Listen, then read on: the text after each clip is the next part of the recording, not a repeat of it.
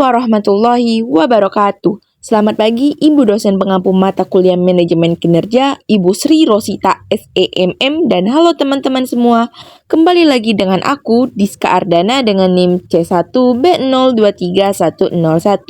Dan seperti biasa, kali ini teman-teman masih ditemani sama Minka, Mini, Diska yang akan ngajak kalian jalan-jalan sambil belajar bareng tentang materi manajemen kinerja di Indonesia.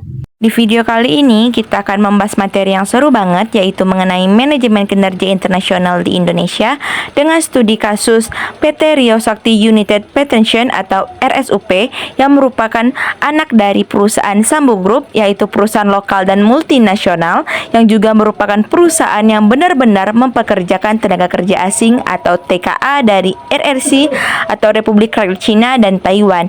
Seperti biasa, kita akan ditemani sama Minka buat bantuin jelasin materi ini secara interaktif, eksklusif, dan edukatif. Yuk kita mulai. PT Rio Sakti United Pension atau RSUP adalah anak usaha dari Sambu Group, berdiri sejak 1986 dan berlokasi di Pulau Burung, Riau. Dengan pemilik utamanya adalah Tei Juhana tahun 1938 hingga tahun 2016, merupakan imigran dari China yang telah menjadi pembisnis sukses dari perusahaan Sambu Group. RSUP dikenal sebagai pionir dalam perkebunan kelapa di lahan gambut berpori dan memiliki rantai pasok global. Produk mereka seperti santan kara, jus nanas, dan desiccated coconut diekspor ke berbagai negara. Perusahaan ini juga mempekerjakan sebanyak 17 tenaga kerja asing dari Republik Rakyat Cina dan Taiwan yang ditempatkan sebagai tenaga kerja ahli di bidang teknis. Selanjutnya kita masuk di analisis materi dan implementasi.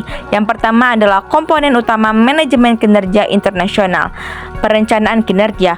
Tujuan ditetapkan dengan menyesuaikan standar global dari Sambu Group dan kebutuhan lokal di RSUP. Selanjutnya ada penilaian kinerja, yaitu merupakan evaluasi menggunakan sistem KPI yang berbeda untuk TKA dan tenaga kerja lokal. Dan terakhir ada umpan balik, dilakukan secara rutin agar komunikasi antar budaya tetap terbuka dan sehat. Kedua, kerangka hukum di Indonesia yang berlaku.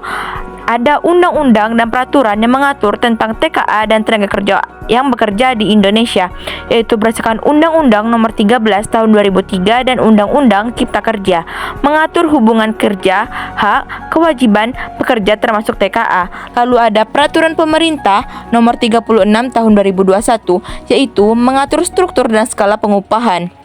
RSUP wajib memberi upah yang sesuai standar nasional. Dan terakhir, ada menurut Permenaker Nomor 8 Tahun 2021 tentang SKKNI digunakan sebagai dasar pengembangan kompetensi tenaga kerja lokal dan asing. Ketiga, hukum kinerja dan pengelolaan TKA. Sesuai Perpres Nomor 20 Tahun 2018, setiap TKA wajib memiliki IMTA.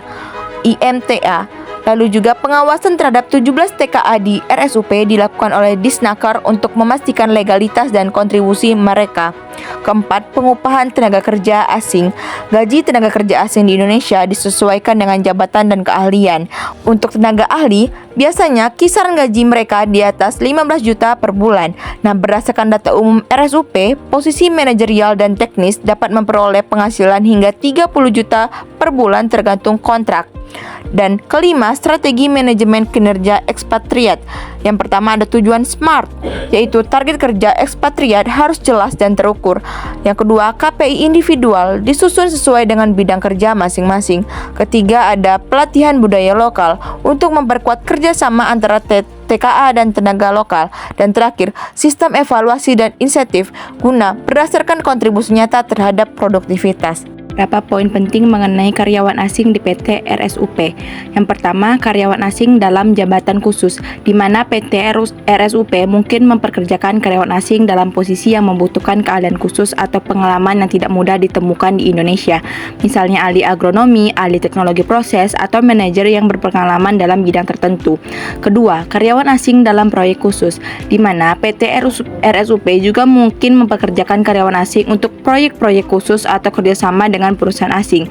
Ketiga, karyawan asing yang mendukung bisnis, di mana dalam beberapa kasus karyawan asing mungkin mendukung bisnis PT RSUP dalam hal pemasaran produk ke pasar internasional atau dalam hal pengembangan teknologi baru. Keempat, persyaratan legal untuk karyawan asing. Jika PT RSUP mempekerjakan karyawan asing, mereka harus mengikuti peraturan dan persyaratan hukum terkait dengan izin kerja dan imigrasi di Indonesia.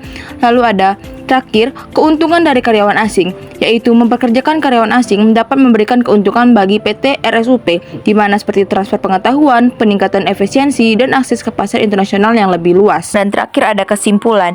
Dari studi kasus RSUP, kita bisa simpulkan bahwa manajemen kinerja internasional tidak hanya soal adaptasi sistem global, tapi juga kepatuhan terhadap regulasi lokal. Perusahaan harus memastikan sistem kinerja berjalan adil bagi TKA dan tenaga lokal. Strategi pengelolaan ekspatriat yang baik dapat meningkatkan produktivitas dan kerjasama lintas budaya. Terima kasih sudah menyaksikan video pembelajaran ini. Semoga bisa menambah wawasan kita semua dalam memahami penerapan manajemen kinerja internasional di Indonesia. Wassalamualaikum warahmatullahi wabarakatuh. Sampai jumpa di video selanjutnya bareng aku, Minka. Dadah.